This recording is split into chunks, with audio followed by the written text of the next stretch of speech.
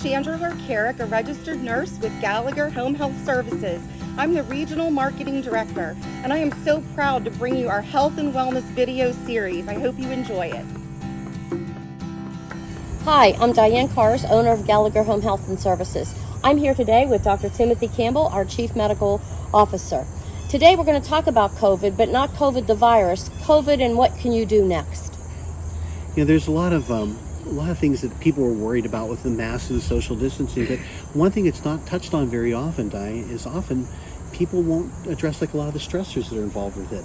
You know, there's a lot of stress of, worrying if you're going to be able to continue with your job, being at home, schooling, for instance. People worry about the uncertainty of plans that they may have. I have a daughter who's going to be married in the next 3 months, and she's still up in the air. What to do? What am I going to do with this? How are we going to arrange it? So it's important to talk a lot about those issues in particular. What are some of the things people could do to get themselves through this pandemic? The first thing is to concentrate on yourself, to take care of yourself. If folks are suffering physically, they'll often suffer emotionally. They'll often suffer mentally, intellectually. So it's important to take care of yourself. And there's a lot of different things that can be done. In particular, sleep.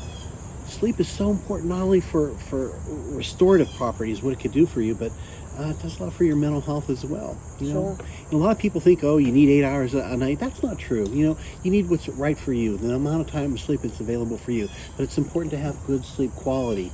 So have like a little fan going on in the background when you're sleeping at night. Maybe blacken out the room, darken the curtains as much as you possibly can. Don't do a lot of physical activity or getting bright lights right before you pop in bed. That could affect your sleep to some degree. Physical activity. I've always said that therapy, physical activity in any capacity, it's cheap therapy. It's a good way to charge your batteries, in so many ways. And again, it influences every single part of our lives. Other thing is nutrition. A lot of people don't pay as much attention to that as we really should, and it's mission critical to keep up with the good fruits and vegetables. Get yourself the minerals and the vitamins you have. Most people think you could take a vitamin and it replaces, eating crap Right. And then just taking a vitamin.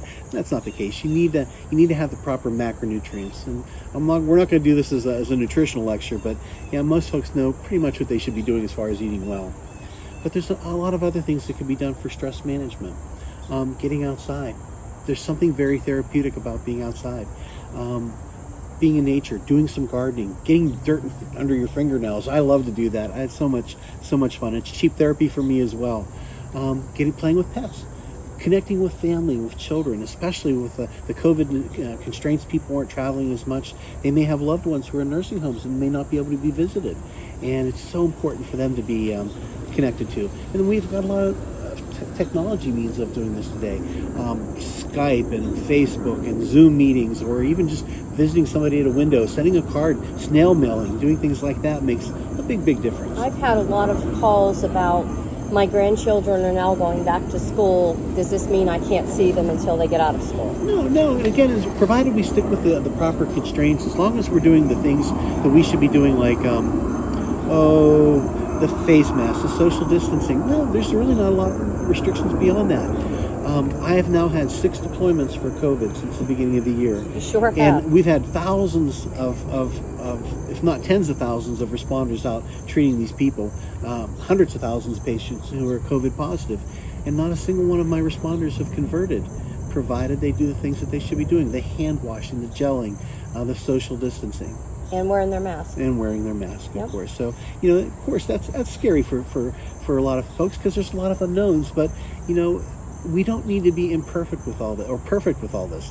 There's no scorecard. We want to do the best of doing what we can with what we have.